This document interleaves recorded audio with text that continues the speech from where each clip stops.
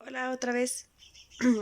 Les recomiendo que repasen un poco de las aportaciones que han hecho algunos otros psicoanalistas al psicoanálisis. Prácticamente lo que hemos estado revisando de Freud es psicoanálisis clásico, pero hoy en día no se lleva como tal.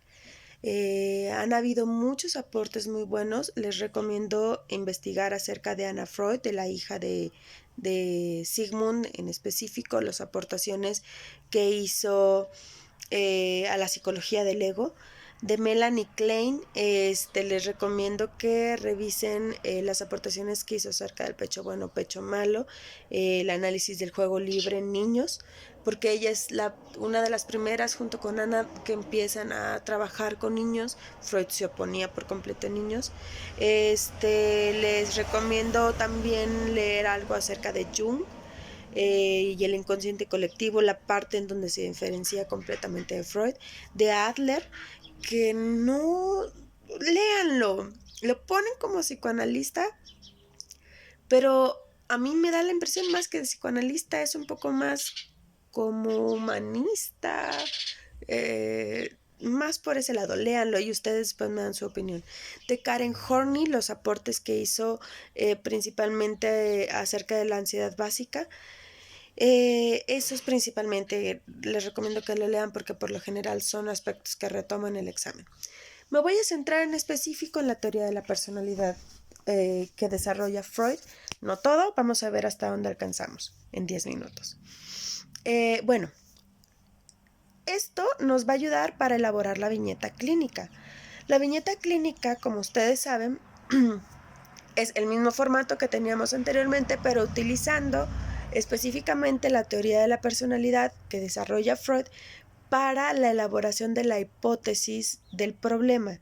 El motivo de la consulta se queda igual, los datos sociodemográficos se quedan igual, solamente van a cambiar las técnicas de evaluación, la hipótesis del problema y las técnicas de intervención. Ahorita vamos a hablar de las técnicas, me voy a centrar en cómo elaborar la hipótesis.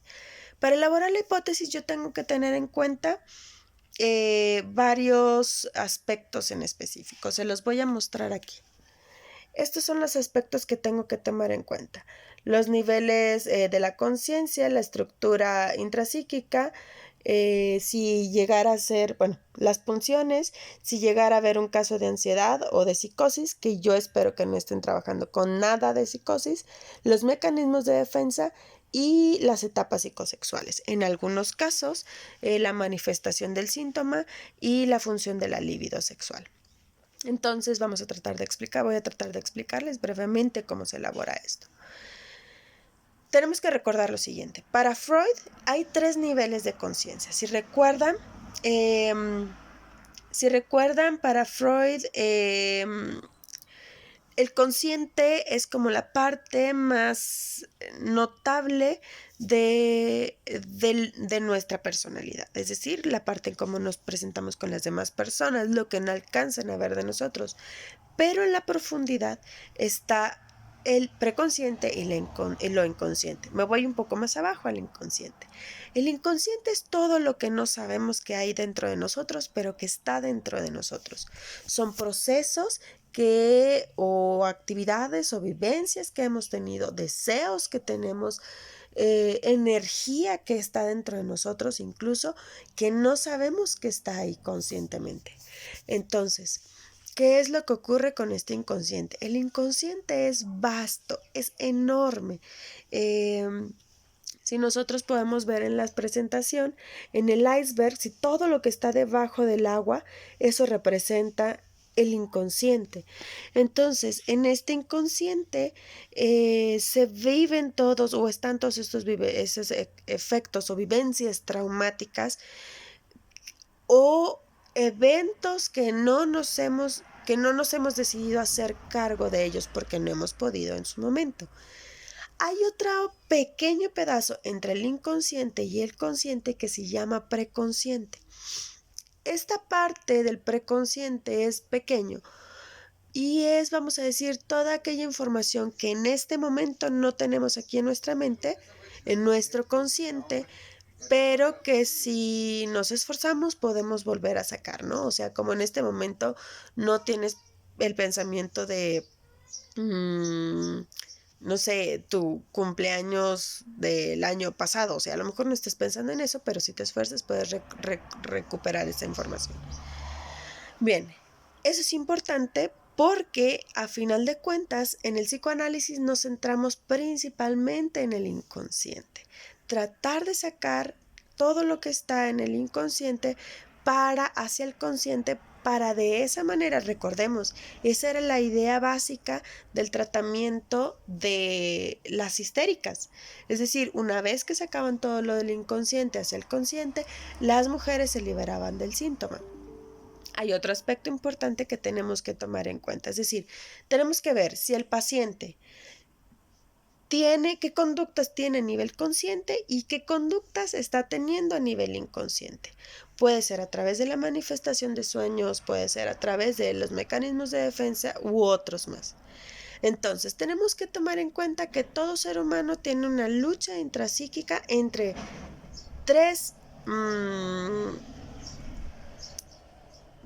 vamos a decirle, entre tres aspectos específicos: el yo, el super yo y el ello. Muchos de ustedes ya lo sabrán y creo que ya lo hemos platicado en clase. Este aparato intrapsíquico conformado por estos tres aspectos o estructuras, por decirle de alguna manera, que no existen físicamente, pero que rigen la conducta humana. Es como una lucha entre el super yo, es decir, el super yo lo veo o lo visualizo como si fuera más que un demonio, un diablito, es como una maestra. Perdón, más que como un angelito, es como una maestra. El super yo rige toda la conducta consciente y está regido principalmente por las normas sociales, por la moral, por lo que se debe de hacer. Y entonces ahí encontramos a personas que son rígidas en su comportamiento y entonces hago esto porque así tiene que ser. El super yo es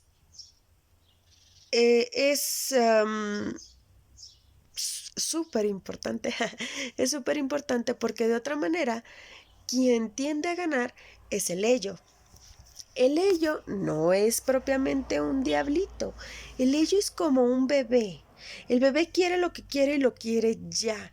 El bebé tiene necesidades básicas fundamentales. ¿Quiere hacer pipí? Hace pipí. ¿Quiere hacer popó? Quiere hacer popó. El bebé quiere dormir, se duerme. Tiene hambre y come. Es decir, el ello es aquella cosa primitiva que nos lleva a la satisfacción de las necesidades inmediatas, del placer. El ello siempre busca el placer. Y entonces el asunto es que si siempre nos dejamos de dominar por el ello, pues entonces estaríamos teniendo sexo en cualquier lugar del mundo. O entonces nos la pasaríamos comiendo todo el tiempo, o entonces no iríamos a trabajar. Bueno, a diferencia de estos días, por una situación especial. De hecho, esto que estamos viviendo en nuestras casas es estar dominados por el super yo. Es una cosa, por eso causa ansiedad en las personas, porque estamos teniendo una conducta de satisfacción, pero como nos imponen a que nos quedemos en casa, pierde todo el sentido del ello, o sea, toda la dominancia del ello, y entonces se atribuye más al super yo, por eso no lo disfrutamos del todo, ¿no? Entonces, ¿qué es lo que ocurre? Estos dos son contrarios.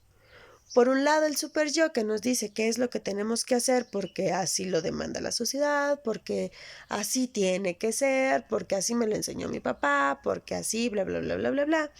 Y tenemos un ello que nos dice, date.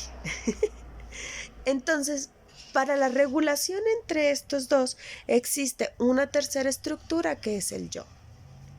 Este yo se encarga de regular la lucha que tienen estas dos estructuras. Es una parte consciente que le da, por un lado, la satisfacción al ello, porque sí existen personas que que tratan, en su lucha intrapsíquica por lo general predomina el super yo.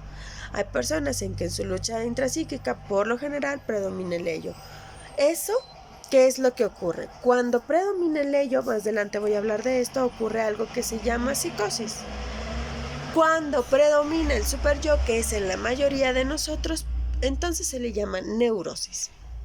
Entonces, el yo se encarga de darle satisfacción al ello, pero siguiendo las normas de la sociedad. Para eso surgen los mecanismos de defensa, para eso son los sueños. Y entonces, ¿de qué manera?